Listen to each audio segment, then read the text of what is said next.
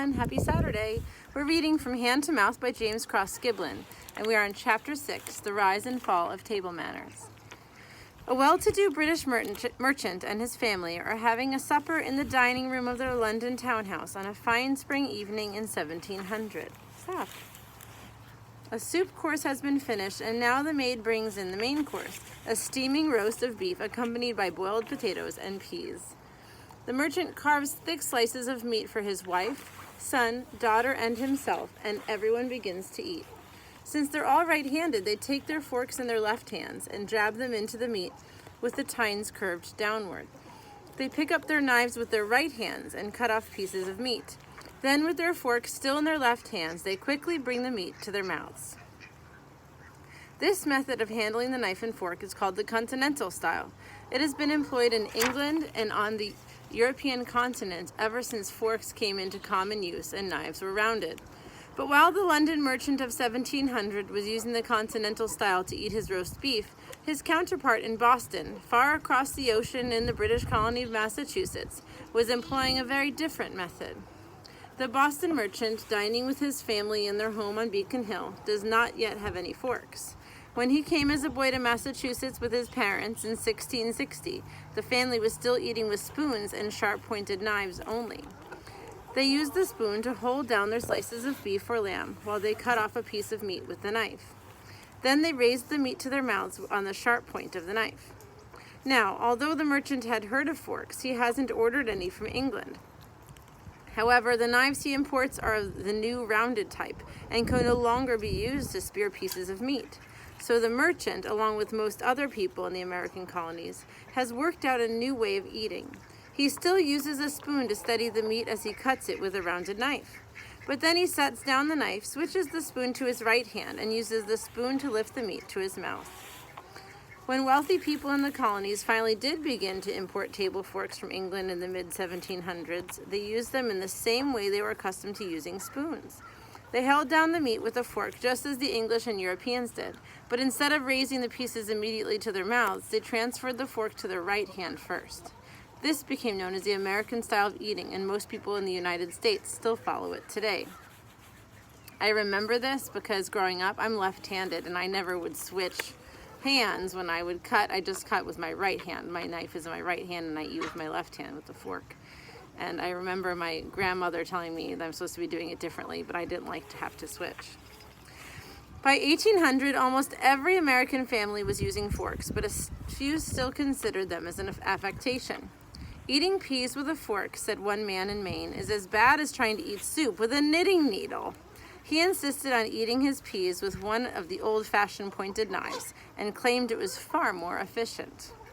Meanwhile, in the royal courts of Europe and the homes of the nobility, more and more utensils were being developed, each with its own special purpose. There were short forks for eating salad and longer forks for eating meat, small blunt butter knives and oddly shaped fish knives. There were large bowled spoons for eating soup, and long-handled spoons with small bowls for eating desserts such as parfaits that were served in tall glass dishes. Dining in the homes of the rich became an ever more elaborate ritual in the early 1800s. But people living on small European farms or in city slums were lucky if they had a few bent, scarred utensils to eat their potatoes, bread, and soup.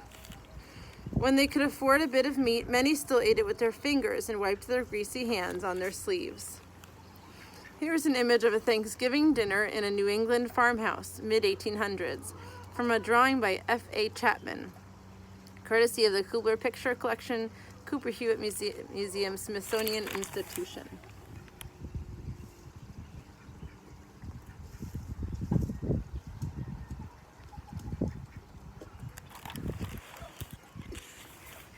The Industrial Revolution soon changed all that. As factories sprang up in Europe and America and new techniques of mass production were developed, many items that had once been luxuries came within reach of almost everyone. Among these were matching sets of table utensils. In the new factories, processes formerly done by hand were now done by steam-powered machines. High-quality knife blades were forged from bars of steel by mechanical hammers. Other machines made spoons and forks by cutting large sheets of metal into strips of the required width and length. The strips, called blanks, were then fed into presses that gave each spoon or fork its rough shape one end being almost square for a spoon and rectangular for a fork. Here's an image of women immigrants eating with fingers on Ward's Island, New York, 1870, from the Cooper Hewitt Museum, Smithsonian Institution.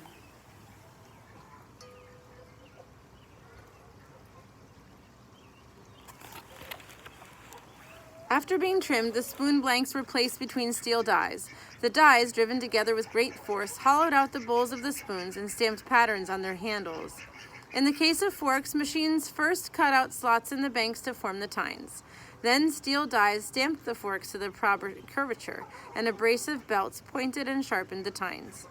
Although some expensive sets of silverware and a few of gold were still being manufactured, most of the new mass-produced utensils were silver-plated. This was done by a process called electroplating, which was invented in the 1840s.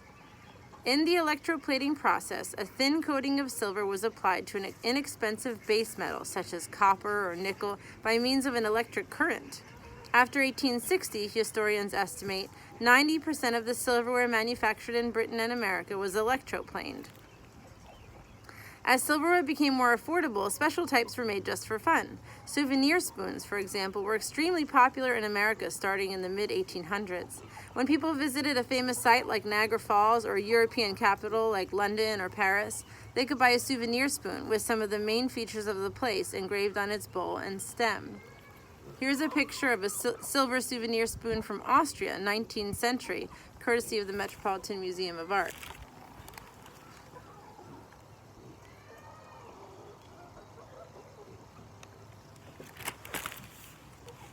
While souvenir spoons made nice decorations, people were more interested in sets of beautiful silverware that would last all of their lives and be handed down to their children.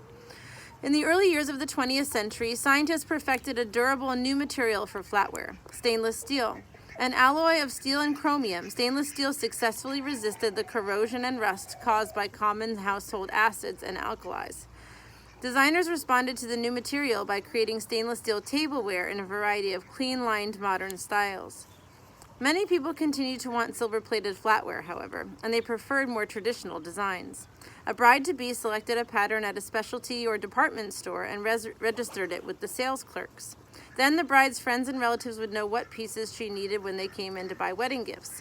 It was customary to give a complete place setting: a tablespoon and teaspoon, a dinner knife and butter knife, a dinner fork, and a salad fork.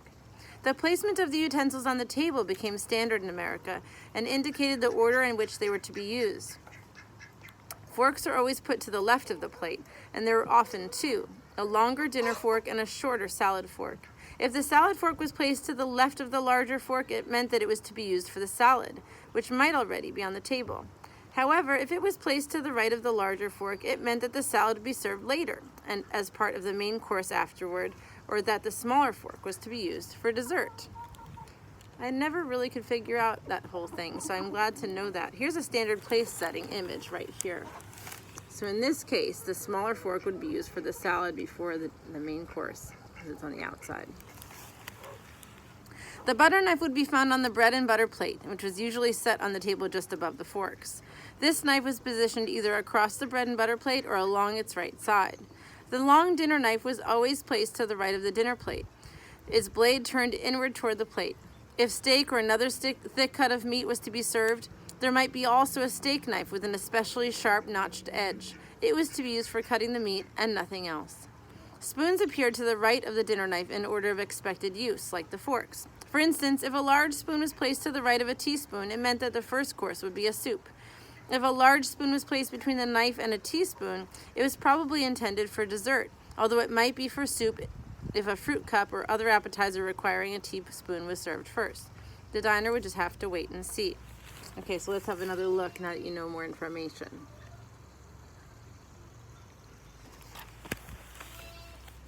As the middle class grew in the late 19th and early 20th centuries, and more families purchased sets of tableware, there arose a fresh demand for guides to etiquette and table manners. Some were written especially for children, including The Goops by Gillette Burgess.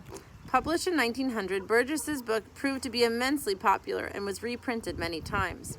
In the section on table manners, Burgess described his imaginary creatures as follows: The goops, they lick their fingers, and the goops, they lick their knives. They spill their broth on the tablecloth. Oh, they lead disgusting lives. The goops, they talk while eating, and loud and fast they chew. And that is why I'm glad that I am not a goop. Are you? One of the most successful guides for adults was Etiquette by Emily Post, published in the first of many editions in 1922. Many of its precepts are still being observed today. Mrs. Post wrote, "All rules of table manners are made to avoid ugliness. To let anyone see what you have in your mouth is repulsive. To make a noise is to suggest an animal. To make a mess is disgusting." With regard to table utensils, Mrs. Post and others said that once a piece of silver had been used, it should never again be put back on the table because it might soil the tablecloth. Soup is usually served with a plate under the bowl. If so, the soup spoon should be put on the plate. If not, the spoon can be put in the bowl after the diner finishes eating.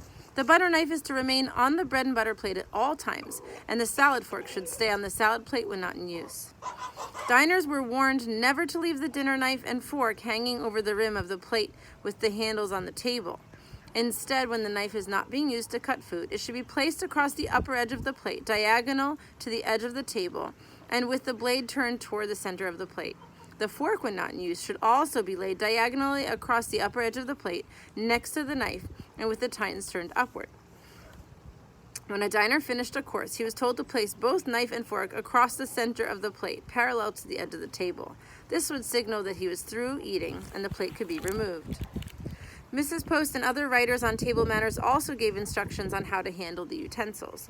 Normally, the fork handle is held between the thumb and forefinger, with the other three fingers in a relaxed position, helping to support the fork. For most eating activities, the tines are turned upward.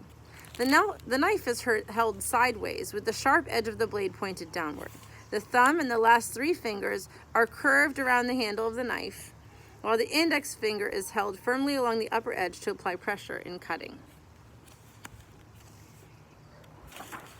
Here's a picture of diners in the 1950s eating soup in the correct way.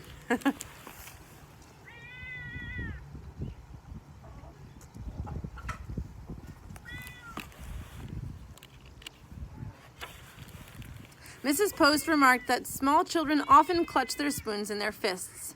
They should be taught that the proper way to hold a spoon is with the end of the stem resting on the side of the curved index finger, supported by the other three fingers. The thumb presses down on the top of the stem and helps to keep the spoon steady. Spoons are always held horizontally, the bowls turned upward, except when they are being used for stirring. When a diner is eating soup, he should dip the spoon away from him. The spoon should also be filled no more than 2/3 full to lessen the chance of spilling the liquid on the way from bowl to mouth. Regardless of the food, Mrs. Post and the other writers advised diners never to take up more than one mouthful on their spoons. Sipping or nibbling a little at a time from the spoon was said to be both improper and unattractive. The writers also mentioned many specific foods and the utensils that should be used to eat them. When in doubt, the fork is always the utensil of choice. It can be used alone to eat most fish, casseroles, meats, vegetables, and many desserts. A fork should also be used by itself to pick up spaghetti from the plate by twirling the strands around the tines, and not by bracing the fork against a soup spoon, as was once recommended. Except for watermelon, melons are usually eaten with a spoon. Watermelon is generally eaten with a fork. The butter knife is to be used only to spread butter on bread, rolls, or crackers. It should never be used to put butter on potatoes or vegetables, with one exception, corn on the cob. This is complicated. Diners were told never to pick up a piece of chicken or chop to finish the meat on it unless they were at a picnic or a barbecue, or unless the hostess or host did so first. If they didn't, diners were advised to remove as much meat as they could with their knives and forks and leave the rest. Eating with the fingers might be tempting, but diners were warned that it was unacceptable at the table except for what is known as finger foods. These include some fruits such as grapes, sandwiches, unless they are served open-faced, potato chips, small cakes, cookies, nuts, and candies. Is this making you hungry? Deviled eggs are considered to be a finger food. So is pizza, although it can be eaten with a knife and fork if it is hot or has a very thick crust. Did you hear that? Only if it's hot or has a very thick crust. This New Yorker will tell you to pick it up. At a formal dinner, however, almost nothing qualifies as a finger food. In recent years, people in America and elsewhere have grown impatient with such formality at mealtimes. Few families have servants today. The pace of life has quickened, and many feel there are more important things to worry about than which fork to use. In homes and restaurants, diners are often expected to retain one basic set of utensils and to use it for all of the courses. With the spread of fast food restaurants, even one set of utensils may not be necessary.